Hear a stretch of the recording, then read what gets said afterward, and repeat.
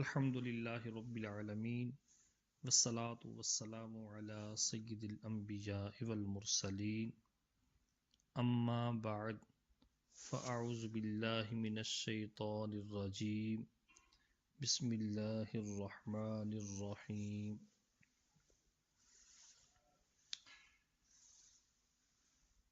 اللہ تبارک و تعالی کی بارگاہ میں دعا ہے کہ رب کعبہ ہمیں علم دین سیکھنے اور سمجھنے کی توفیق عطا فرمائے۔ آج 11 ربیع الغوث 1437 سنہ ہجری بمطابق 22 جنوری 2016 ہے۔ بہار شریعت کا پہلا حصہ ہم شروع کرنے لگے ہیں۔ اللہ تبارک و تعالی کی ذات و صفات کے بارے میں ایک مسلمان کا کیا عقیدہ ہونا چاہیے۔ بہار شریعت جلد اول حصہ نمبر 1 صفحہ نمبر 2 صاحب بہار شریعت فرماتے ہیں کہ اللہ عز و جل ایک ہے، کوئی اس کا شریک نہیں، نہ ذات میں، نہ صفات میں، نہ افعال میں، نہ احکام میں، نہ اسماء میں، واجب الوجود ہے، یعنی اس کا وجود ضروری ہے اور عدم محال قدیم ہے۔ یعنی آسان لفظوں میں یوں سمجھیں کہ اللہ تبارک و تعالی کا ہونا یہ ضروری ہے، اور اللہ تبارک و تعالی کا موجود نہ ہونا یہ ناممکن ہے۔ ایسا ہو ہی نہیں سکتا کہ اللہ تبارک و تعالی نہ ہو۔ تو اللہ تبارک و تعالی کا موجود ہونا یہ ضروری ہے۔ قدیم ہے یعنی ہمیشہ سے ہے، ازلی کے بھی یہی معنی ہے، باقی ہے یعنی ہمیشہ رہے گا، اور اسی کو ابدی بھی کہتے ہیں۔ وہی اس کا مستحق ہے کہ اس کی عبادت کی جائے۔ عقیدہ نمبر 2، وہ بے پرواہ ہے، کسی کا محتاج نہیں، اور تمام جہان اس کا محتاج ہے۔ عقیدہ نمبر 3، اس کی ذات کا ادراک عقلاً محال ہے، کہ جو چیز سمجھ میں آتی ہے عقل اس کو محیط ہوتی ہے اور اس کو کوئی احاطہ نہیں کر سکتا۔ یعنی اللہ تبارک و تعالیٰ کی ذات ایسی ذات ہے کہ جو عقل جس کا احاطہ نہیں کر سکتی، ہماری وہاں تک سوچ ہی نہیں جا سکتی، ہماری عقل اللہ تبارک و تعالیٰ کی ذات کا ادراک ہی نہیں کر سکتی۔ البتہ اس کے افعال کے ذریعے سے اجمالاً اس کی صفات، پھر ان صفات کے ذریعے سے معرفت ذات حاصل ہوتی ہے۔ یعنی ہمیں یہ تو کہہ سکتے ہیں کہ اللہ تبارک و تعالی موجود ہے، اللہ تبارک و تعالی کی ذات ہے۔ وہ اس طرح کہ ہمیں جب اشارہ ملتا ہے اللہ تبارک و تعالی کی صفات کے بارے میں، اس کے افعال کے بارے میں، کہ کوئی ذات ایسی ہے جو یہ نظام دنیا چلا رہی ہے، تو ان صفات سے یہ بات معلوم ہوتی ہے کہ اللہ تبارک و تعالیٰ کی ذات ہے، لیکن ہم اللہ تبارک و تعالیٰ کی ذات کا ادراک نہیں کر سکتے۔ اللہ تبارک و تعالیٰ کی ذات کا ادراک کرنا یہ ناممکن ہے۔ نمبر 4، اس کی صفتیں نہ عین ہے نہ غیر، یعنی صفات اسی ذات ہی کا نام ہو ایسا نہیں، اور نہ اس سے کسی طرح کسی طور پر وجود میں جدا ہو سکے۔ یعنی کسی بھی طور پر صفات ذات سے جدا ہو کر نہیں پائی جا سکتی اللہ تبارک و تعالیٰ کی، کہ نفس ذات کی مقتدا ہے اور عین ذات کو لازم۔ بلا تشبیہ اس کو اب یوں سمجھ لیں آسان لفظوں میں کہ پھول کی خوشبو پھول کی صفت ہے جو پھول کے ساتھ ہی پائی جاتی ہے، مگر اس خوشبو کو ہم پھول نہیں کہتے اور نہ ہی اسے پھول سے جدا کہہ سکتے۔ تو اللہ تبارک و تعالیٰ کی صفات ایسی ہیں جو اللہ تبارک و تعالیٰ کے ساتھ ہی پائی جا سکتی ہیں۔ اللہ کی صفات ایسی ہیں جو اللہ تبارک و تعالیٰ کی ذات سے جدا نہیں ہوتی، اور نہ ہی وہ ایسی چیز ہے کہ صفات کو ہم خدا کہہ دیں۔ اللہ تبارک و تعالیٰ کی صفات ایسی بھی نہیں کہ صفات کو خدا کہہ دیں، البتہ وہ صفات ایسی ہیں کہ رب تبارک و تعالیٰ کی ذات کے ساتھ ہی پائی جاتی ہے۔ نمبر 5، جس طرح اس کی ذات قدیم ازلی ابدی ہے، صفات بھی قدیم ازلی اور ابدی ہیں۔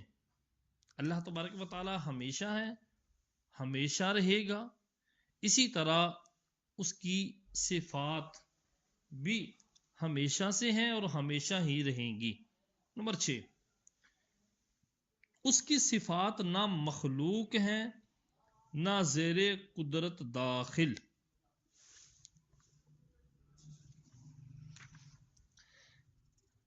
اللہ تبارک و تعالیٰ کی جو صفات ہیں وہ اللہ تبارک و تعالیٰ کی مخلوق نہیں ہے، وہ اللہ کی صفت ہے۔ نمبر 7، اس کے اندر دوسرا جز جو بیان کیا گیا ہے، اس کی صفات نہ مخلوق ہیں نہ زیر قدرت داخل۔ یہ مسئلہ ذرا پیچیدہ ہے، عام طور پر عوام کو سمجھ میں نہیں آتا، تو میں نہیں سمجھتا کہ یہاں پر اس بارے میں گفتگو بھی کی جائے۔ نمبر 7، ذات و صفات کے سوا سب چیزیں حادث ہیں، یعنی پہلے نہ تھیں پھر موجود ہوئیں۔ نمبر 8، صفات الہی کو جو مخلوق یا حادث بتائے، صفات الہی کو جو مخلوق یا حادث بتائے گمراہ بد دین ہے۔ نمبر 9، جو عالم میں سے کسی شے کو قدیم مانے، عالم جہان میں جو جہان میں سے کسی شے کے بارے میں یہ عقیدہ رکھے کہ یہ قدیم ہے، یا اس کے حدوث میں شک کرے، یعنی وہ یہ کہے کہ یہ ختم نہیں ہوگی، تو وہ بندہ کافر ہے۔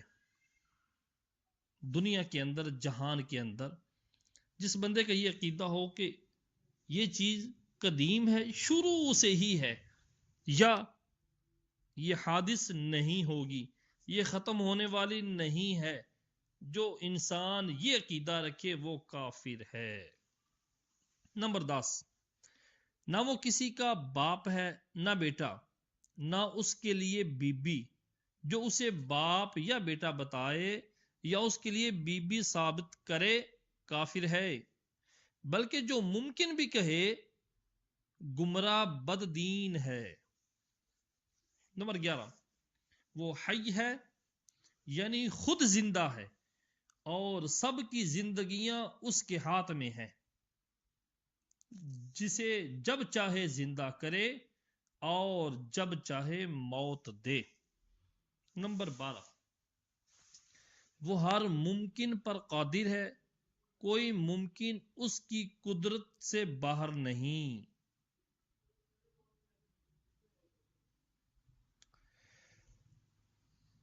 کیونکہ اللہ تبارک و تعالی فرماتا ہے ان اللہ علی کل شیء قدیر، کہ بے شک اللہ تبارک و تعالی ہر چیز پر قادر ہے۔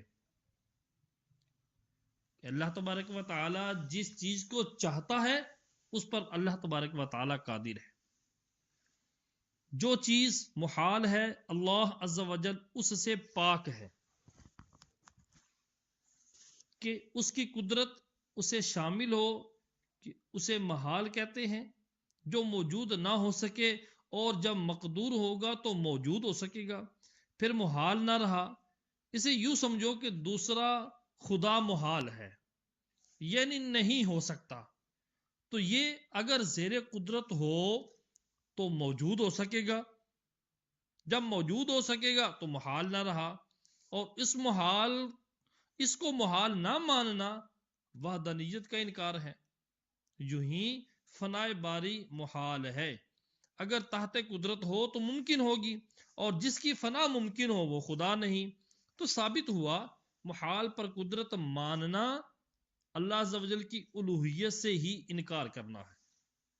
آسان لفظوں میں یہ سمجھیے کہ یہ عبارت ذرا ٹف ہے کہ اللہ تبارک و تعالی قادر ہے اس شے پر جس کو اللہ تبارک و تعالی چاہتا ہے، اور یہ چیزیں جو جھوٹ، غیبت، صفات ذمیمہ جسے ہم کہتے ہیں، ان چیزوں کو اتنی قدرت ہی نہیں ملی کہ اللہ تبارک و تعالی کے تحت قدرت آئیں۔ ان چیزوں کی ذات میں کمی ہے کہ اللہ تبارک و تعالی کی قدرت کے تحت جا ہی نہیں سکتی، اللہ تبارک و تعالی ان سے پاک اور بری ہے۔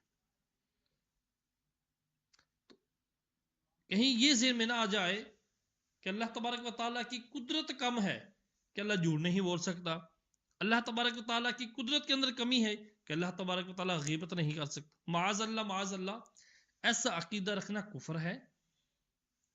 یہ عقیدہ ہونا چاہیے کہ یہ صفات ذمیمہ ہیں، یہ افعال ذمیمہ ہیں، یہ کام برے ہیں، ان چیزوں کے اندر، ان صفات کے اندر، ان افعال کے اندر ایسی طاقت ہی نہیں رکھی گئی کہ یہ تحت باری تعالیٰ آ جائیں۔ ان کے اندر نقص ہے کہ یہ اللہ تبارک و تعالیٰ کی قدرت کے تحت آ نہیں سکتے۔ نمبر 14، ہر مقدور کے لیے ضروری نہیں کہ موجود ہو جائے، البتہ ممکن ہونا ضروری ہے اگرچہ کبھی موجود نہ ہو۔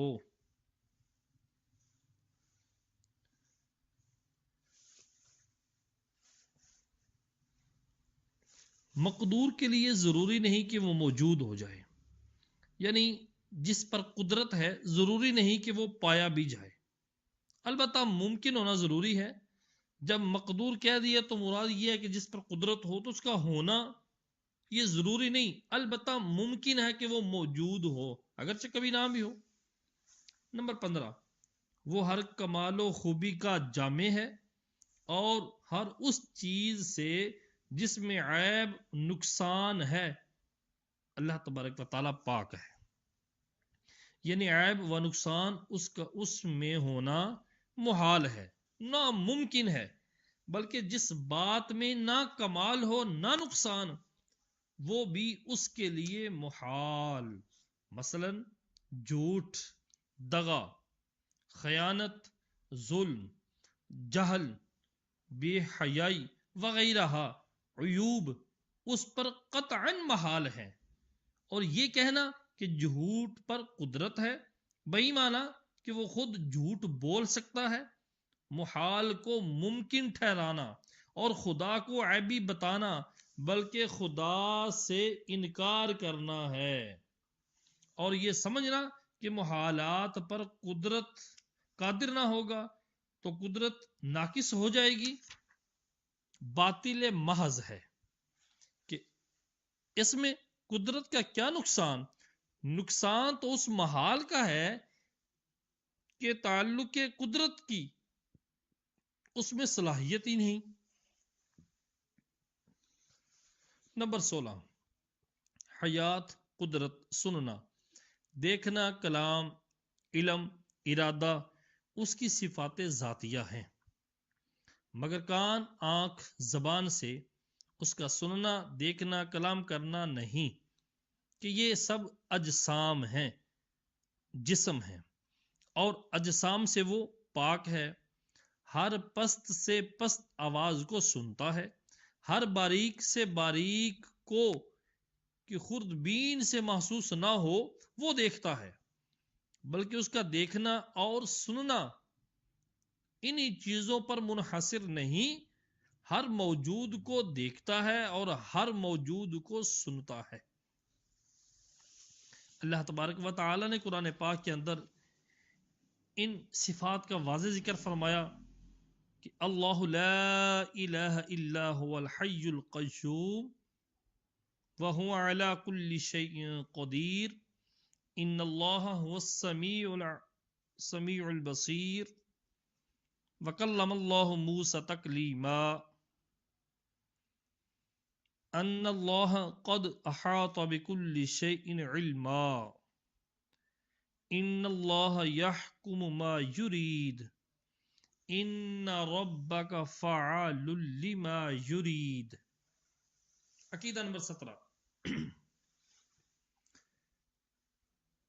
مثل دیگر صفات کے کلام بھی قدیم ہے، حادث و مخلوق نہیں۔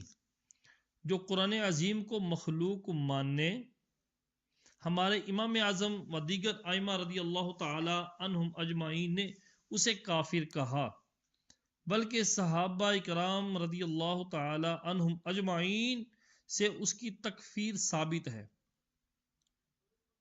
یعنی جس طرح دیگر صفات اللہ تبارک و تعالی کی صفات قدیم ہیں رب تبارک و تعالی کی، اسی طرح اللہ تبارک و تعالی کا کلام قرآن مجید عظیم کتاب ہے، اس کو جو بندہ مخلوق مانے، امام اہل سنت، امام اعظم دیگر ائمہ کے نزدیک اسے کافر کہا گیا ہے، بلکہ صحابہ کرام علیہم رضوان سے بھی اس بندے کی تکفیر ثابت ہے۔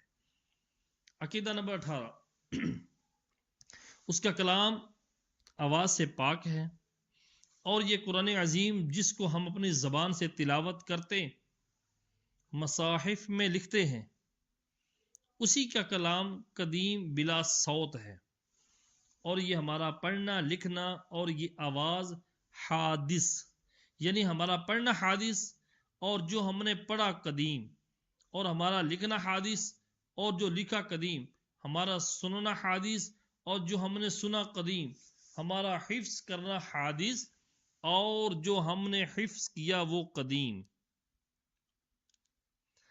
اللہ تبارک و تعالی کا قرآن مجید جو ہے، یہ جو لا ریب کتاب ہے، اصل قرآن پاک لوح محفوظ پر موجود ہے۔ ہمارا یہاں پر لکھنا سننا یہ حادث ہے، لیکن جو سن لیا، کیا سنا، وہ کلام الہی سنا، وہ قدیم ہے۔ لکھنا حادث ہے کہ یہ مٹ جائے گا، لیکن جو لکھ رہے تھے، جو لکھا تھا وہ قدیم تھا، جو چیز لکھ رہے تھے، جو کلام باری تعالیٰ ہم لکھ رہے تھے، جو سن رہے تھے وہ قدیم تھا۔ جو لکھ لیا، جو لکھا اب یہ حادث ہے، حفظ کرنا حادث ہے، لیکن جس کو کیا، جو حفظ کیا وہ قدیم ہے۔ یعنی متجلا قدیم اور تجلی حادث، یعنی کلام الہی قدیم ہے، کلام الہی قدیم ہے، اور تجلی یعنی ہمارا پڑھنا سننا لکھنا یاد کرنا یہ سب حادث ہیں۔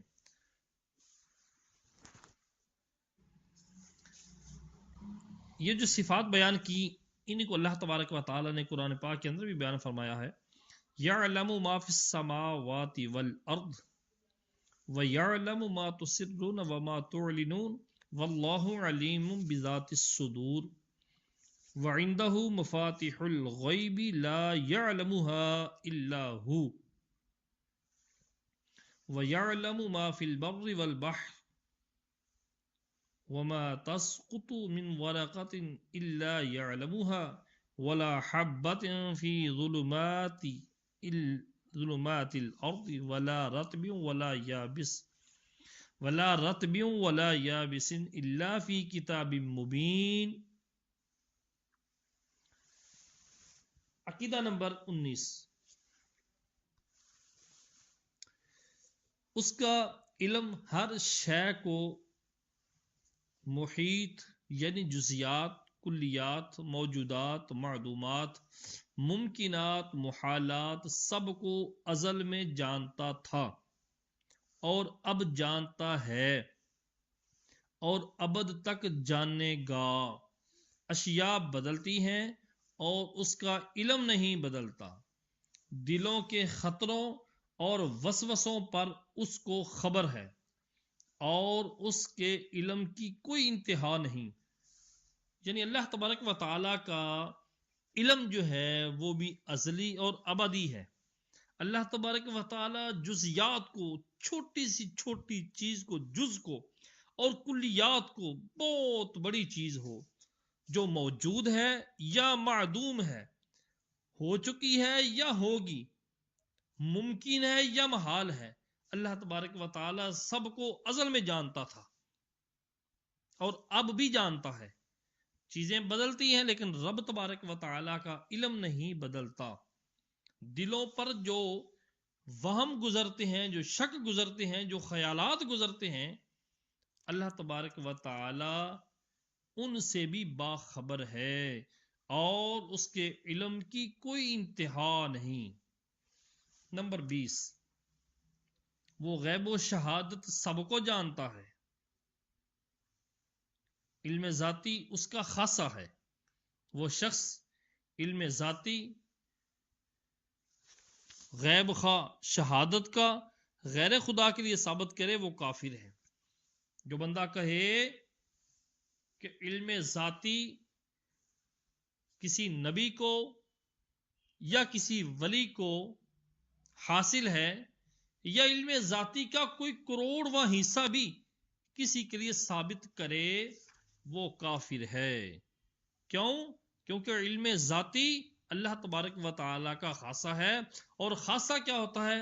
خاصۃ الشیء ما یوجد فیہ ولا یوجد فی غیرہ، کہ کسی چیز کا جو خاصہ ہوتا ہے وہ اسی میں پایا جاتا ہے، اس کے علاوہ دوسری میں نہیں پایا جاتا۔ تو علم ذاتی اللہ تبارک و تعالی کا خاصہ ہے، کسی اور کے لیے ثابت جو کرے گا وہ کافر ہوگا۔ علم ذاتی کے یہ معنی کہ بے خدا کے دیے خود حاصل ہو۔ علم ذاتی کا مطلب یہ ہے کہ رب تبارک و تعالیٰ کے دیے بغیر ہی خود ہی حاصل ہو گیا، یہ علم ذاتی ہے۔ تو یہ اللہ تبارک و تعالیٰ کی ذات کے سوا کسی کے لیے ماننا یا سمجھنا یہ کفر ہے۔ عقیدہ نمبر 21، وہی ہر شے کا خالق ہے، ذوات ہوں خواہ افعال سب اسی کے پیدا کیے ہوئے ہیں۔ اللہ تبارک و تعالی نے ہر چیز کو پیدا کیا، چاہے وہ ذوات ہوں، ذاتیں۔ واللہ خلقکم وما تعملون، جی سب اسی کے پیدا کیے ہوئے ہیں۔ عقیدہ نمبر 22، حقیقتاً روزی پہنچانے والا وہی ہے۔ ان اللہ هو الرزاق ذو القوۃ المتین، کہ حقیقتاً روزی پہنچانے والا وہی ہے۔ ملائکہ وغیرہم وسائل و وسائط ہیں۔ اللہ تبارک و تعالیٰ کی ذات ہر ایک کو رزق دیتی ہے، باقی رب کی یہ منشا ہے کہ کہیں پر کوئی ملائکہ کو یا کسی انسان کو مقرر کر دیا جو رزق پہنچاتا ہے، جو رزق دیتا ہے، آگے وسائل بنائے ہیں، وسائط ہیں سارے کے ساتھ۔ عقیدہ نمبر 23، ہر بلائی برائی اس نے اپنے علم ازلی کے موافق مقدر فرما دی ہے۔ جیسا ہونے والا تھا اور جو جیسا کرنے والا تھا اپنے علم سے جاننا اور وہی لکھ لیا۔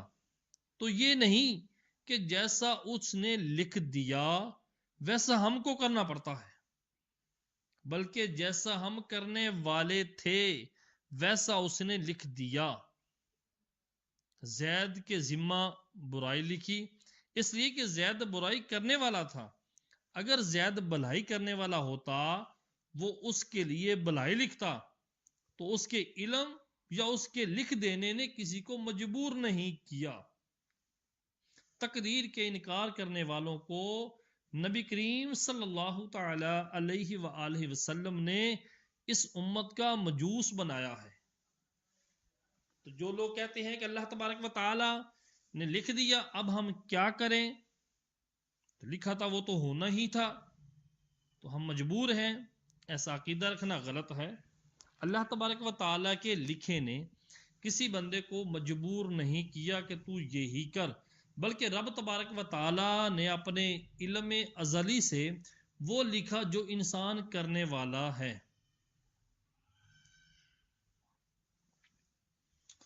مثال کے طور پر ایک انسان کو لے لیں آپ، اس کو کہیں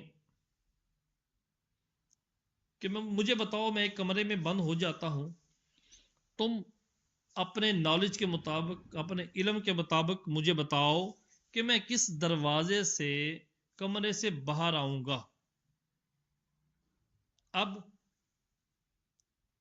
اس کو دور بٹھا دیجئے، وہ اپنے علم کے مطابق حساب لگاتا ہے، کہتا ہے کہ اس کمرے کے 2 دروازے ہیں، تم کسی دروازے سے بھی نہیں نکلے، تم نکلو گے کھڑکی کو توڑ کر۔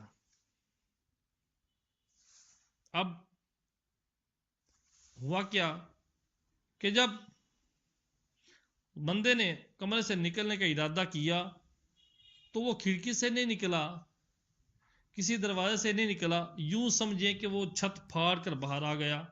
تو جب اس بندے کے پاس پہنچے جس نے حساب لگایا تھا، تو اس کے پاس یہی لکھا تھا کہ یہ بندہ چھت پھاڑ کر آئے گا۔ اب بتائیے کہ جو بندہ دروازے سے نہیں نکلا، کھڑکی سے نہیں نکلا، وہ چھت پھاڑ کر باہر گیا ہے، کیا اس بندے کو اس بات نے مجبور کیا تھا کہ وہاں پر جو لکھا ہے اس کے مطابق تم نے باہر نکلا کر آنا ہے؟ نہیں، نکلنے والا اپنی مرضی سے نکلا، لیکن لکھنے والے نے اپنے علم سے لکھ لیا تھا کہ یہ بندہ اس طرح کمرے سے باہر آئے گا۔ اللہ تبارک و تعالیٰ کی ذات کے لیے کوئی مثال دینا یہ اچھی بات نہیں ہے۔ ہم تو ایک مسلمان کو سمجھانے کے طور پر کہ تقدیر کے بارے میں یہ عقیدہ یہ ہونا چاہیے، ذہن یہ رکھنا چاہیے کہ اللہ تبارک و تعالیٰ نے اپنے علم ازلی سے جانا اور جان کر یہ لکھ دیا کہ یہ بندہ یہ کرنے والا تھا۔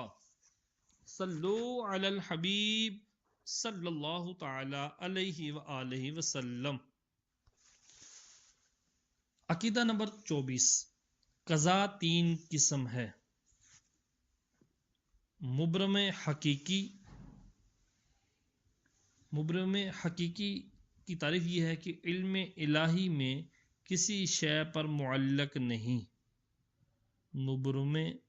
مبرم حقیقی کہ علم الہی میں کسی شے پر معلق نہیں۔ نمبر 2، معلق محض کہ صحف ملائکہ میں کسی شے پر اس کا معلق ہونا ظاہر فرما دیا گیا ہے۔ اور معلق شبہ بھی مبرم کہ صحف ملائکہ میں اس کی تعلیق مذکور نہیں اور علم الہی میں تعلیق ہے۔ اچھا جی، مبرم حقیقی، اس کی تبدیل ناممکن ہے۔ مبرم حقیقی کی تبدیلی ناممکن ہے۔ اکابر محبوبان خدا اگر اتفاقاً اس بارے میں کچھ عرض کرتے ہیں تو انہیں اس خیال سے واپس فرما دیا جاتا ہے ملائکہ قوم لوط پر عذاب لے کر آئے، سیدنا ابراہیم خلیل اللہ علی نبینا علیہ السلام کے رحمت مازہ تھے، ان کا نام پاک ہی ابراہیم ہے، یعنی اب رحیم مہربان باپ ان کافروں کے بارے میں اتنے سعی ہوئے کہ اپنے رب سے جھگڑنے لگے۔ ان کا رب فرماتا ہے یجادلنا فی قوم لوط، ہم سے جھگڑنے لگا قوم لوط کے بارے میں۔ یہ قرآن عظیم نے ان بے دینوں کا رد فرمایا جو محبوبان خدا کی بارگاہ عزت میں کوئی عزت و وجاہت نہیں مانتے اور کہتے ہیں کہ اس کے حضور کوئی دم نہیں مار سکتا، حالانکہ ان کا رب عز و جل ان کی وجہات اپنی بارگاہ میں ظاہر فرمانے کو خود ان لفظوں سے ذکر فرماتا ہے کہ ہم سے جھگڑنے لگا قوم لوط کے بارے میں۔ حدیث میں ہے شب معراج حضور اقدس صلی اللہ تعالی علیہ وآلہ وسلم نے ایک آواز سنی کہ کوئی شخص اللہ عز و جل کے ساتھ بہت تیزی اور بلند آواز سے گفتگو کر رہا ہے۔ حضور اقدس صلی اللہ تعالی علیہ وآلہ وسلم نے جبرائیل امین علیہ السلام سے دریافت فرمایا یہ کون ہے؟ عرض کی موسیٰ علیہ السلام۔ فرمایا کیا اپنے رب پر تیز ہو کر گفتگو کرتے ہیں؟ عرض کی ان کا رب جانتا ہے کہ ان کے مزاج میں تیزی ہے۔ جب آیت کریمہ وَلَا سَوْفَ يُعْتِيكَ رَبُّكَ فَتَرْضَىٰ نازل ہوئی کہ بے شک ان قریب تمہیں تمہارا رب اتنا عطا فرمائے گا کہ تم راضی ہو جاؤ گے، تو حضور سید المحبوبین صلی اللہ تعالی علیہ وآلہ وسلم نے ارشاد فرمایا اذن لا ارضا وواحد من امتی فی النار، ایسا ہے تو میں راضی نہ ہوں گا اگر میرا ایک امتی بھی آگ میں ہو۔ یہ تو شان بہت رفیع ہے جن پر رفعت عزت و وجاہت ختم ہے۔ صلوات اللہ تعالی علیہ۔ مسلمان ماں باپ کا کچا بچہ جو حمل سے گر جاتا ہے اس کے لیے حدیث پاک میں فرمایا کہ روز قیامت اللہ عز و جل سے اپنے ماں باپ کی بخشش کے لیے ایسا جھگڑا کرے گا جیسا قرض خواہ کسی قرض دار سے، یہاں تک کہ فرمایا جائے گا ایھا السقط المراغم ربہ، اے کچے بچے اپنے رب سے جھگڑنے والے اپنے ماں باپ کا ہاتھ پکڑ لے اور جنت میں چلا جا۔ خیر یہ تو جملہ معترضہ تھا، مگر ایمان والوں کے لیے بہت نافع اور شیاطین الانس کی خباثت کا دافع تھا۔ کہنا یہ ہے کہ قوم لوط پر عذاب قضائے مبرم حقیقی تھا۔ خلیل اللہ علیہ السلام اس میں جھگڑے تو انہیں ارشاد ہوا اے ابراہیم اس خیال میں نہ پڑو، بے شک ان پر وہ عذاب آنے والا ہے جو پھرنے کا نہیں، اور وہ جو ظاہر قضائے معلق ہے اس تک اکثر اولیاء کی رسائی ہوتی ہے، ان کی دعا سے ان کی ہمت سے ٹل جاتی ہے، اور وہ جو متوسط حالت میں ہے جسے صحف ملائکہ کے اعتبار سے مبرم بھی کہہ سکتے ہیں، اس تک خواص اکابر کی رسائی ہوتی ہے۔ حضور سید غوث اعظم رضی اللہ تعالیٰ عنہ اسی کو فرماتے ہیں میں قضائے مبرم کو رد کر دیتا ہوں، اور اسی کی نسبت حدیث میں ارشاد ہوا ان الدعاء یرد القضاء بعدما ابرم، بے شک دعا قضائے مبرم کو ٹال دیتی ہے۔ یعنی قضاء کی 3 قسمیں ہیں۔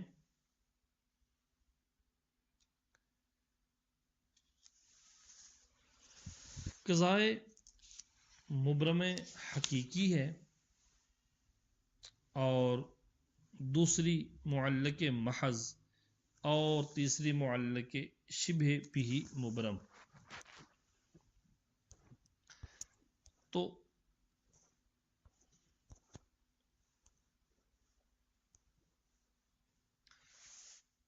جی 3 قسمیں جو ہیں مبرم حقیقی ہے جس کے بارے میں فرمایا کہ علم الہی میں کسی جگہ پر معلق نہیں۔ صاحب بہار شریعت فرماتے ہیں کہ اس کی تبدیلی ناممکن ہے۔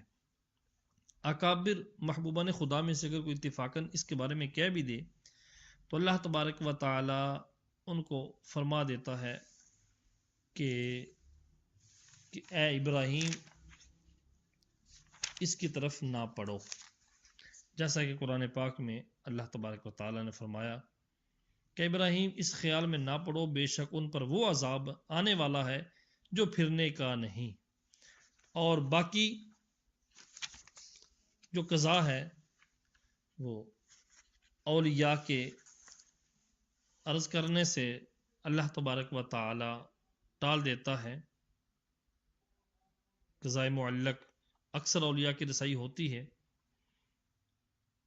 اور جو متوسط حالت میں ہے جسے صحف ملائکہ کے اعتبار سے مبرم حقیقی بھی کہہ سکتے ہیں، اس تک خواص اکابر کی رسائی ہوتی ہے، جن میں سے ہمارے غوث پاک رضی اللہ تعالیٰ عنہ ہیں، جو فرماتے ہیں میں قضاء مبرم کو رد کر دیتا ہوں. ان الدعاء يرد القضاء بعد ما ابرم، بے شک دعا قضاء مبرم کو ٹال دیتی ہے. تو اللہ تبارک و تعالیٰ کی بارگاہ میں دعا ہے کہ رب کعبہ ہمیں آج کا پڑھنا سننا سنانا اپنی پاک بلند بارگاہ میں قبول و منظور فرمائے، اور اپنے عقیدے کو قرآن و سنت کے مطابق رکھنے کی توفیق عطا فرمائے. آمین بجاہ نبی امین صلی اللہ تعالی علیہ وآلہ وسلم.